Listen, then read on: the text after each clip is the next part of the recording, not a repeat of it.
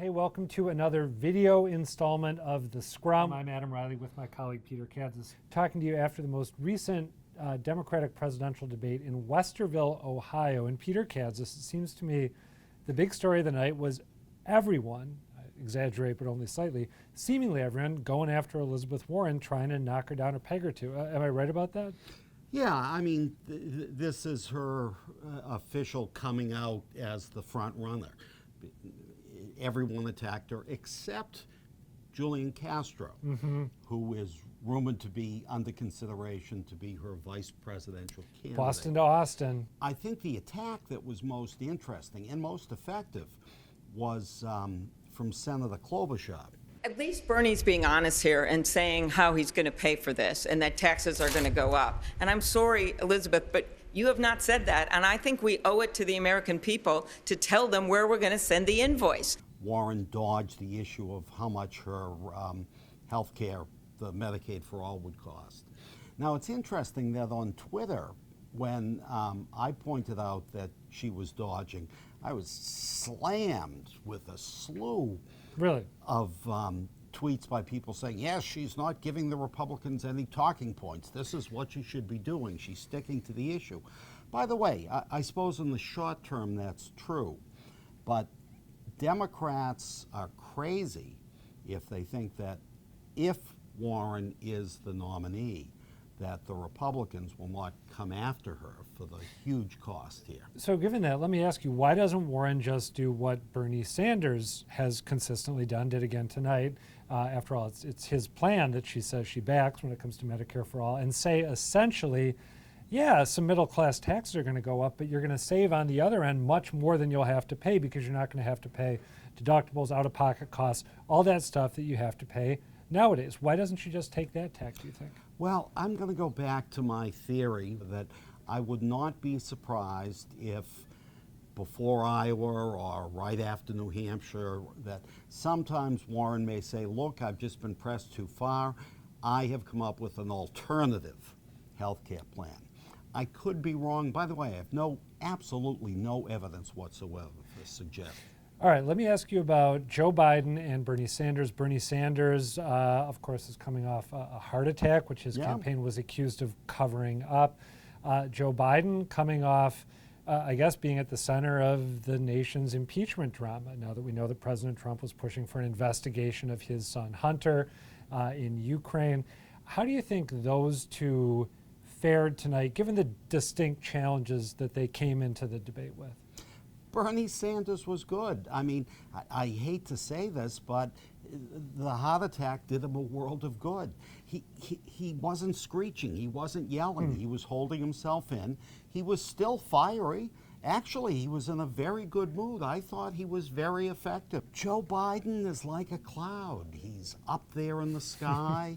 You know, no one can really hit him. It's not so much that he's a force unto himself, but he's a force of nature.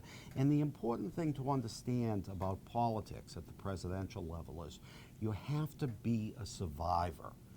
Biden is a survivor. Is it going to be enough for him to say, when he's asked about his son Hunter's business dealings, you know, my son's statement... The statement speaks for itself. I did my job. I never discussed a single thing with my son about anything having to do with Ukraine. No one has indicated I have.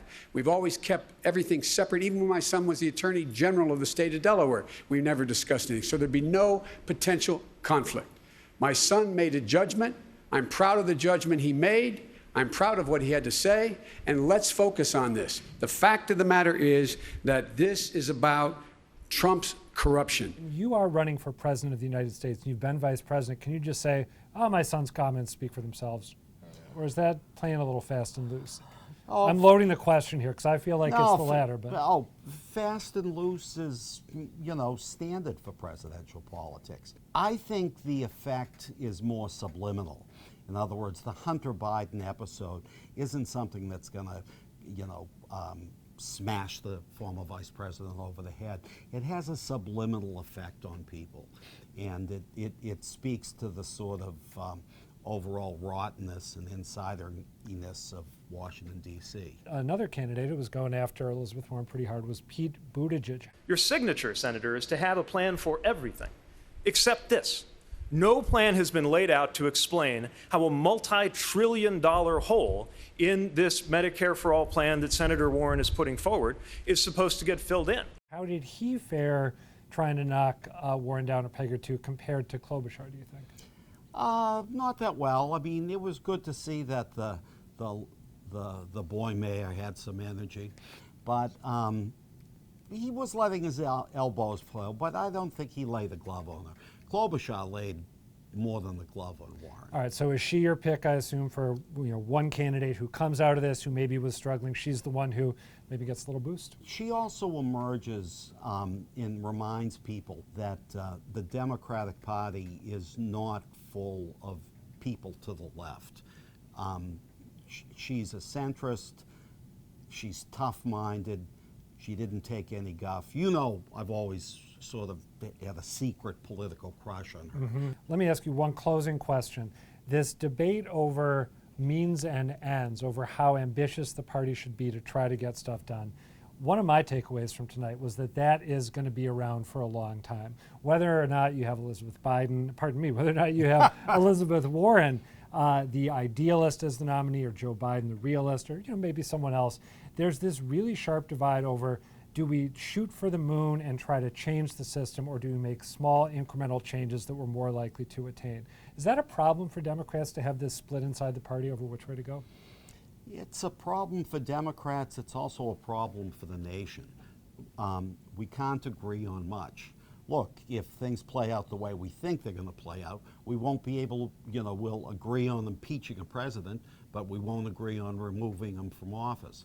These are pretty turbulent times. We don't agree on much, and so I don't think the Democrats can escape that. All right, Peter Kadzis, thanks as always. Thank you for watching The Scrum. Find The Scrum podcast online and look for us again here after the next debate. Thanks for watching.